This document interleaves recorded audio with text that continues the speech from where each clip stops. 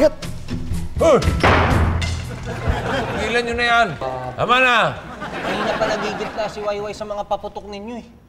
Masyado kayong matatapang, mamaya maputulan kayo ng daliri dyan. Ako, hindi ako mahawak, ha? Ito sikat matapang. Itong sikatan, lilit na nga yung daliri mo. Pag naputukan ka niyan, baka maputol pa yan. Bagong taon naman eh. Oh, di ba? Kung madisgrasya, di madidisgrasya. Ay! Oh! Ayan na! Sabi na ito, matapang ka. Alam mo, pinag-adya ka pa nga eh. Eh ano, galos lang, gasgas lang. Ano ka ba? Sikat, umayos ka nga. Yapay-payang ko lang eh. Kailangan kasi, pag may pulbura, kailangan nililinis. Kasi matetetano ka. Sakit ba, sikat? Ha?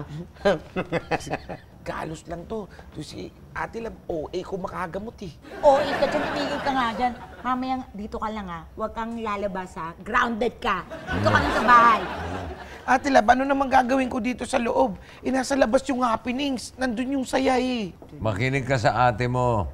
Kung gusto mo, ilagay mo yung ulo mo dyan sa mesa. Total, marami mga bilog-bilog dun, oh. Tumulong na lang tayo kay Vio magluto mamaya. Aros Valenciana lang at malagkit yung lulutuin ko. Kaya-kaya ko na yun. Bis na kayo ha? Wow! Ano yan? Wow! Pampabuenas Ano ha? ba yan? Ano ba yan? Hindi mo ba nakikita yung polka dots?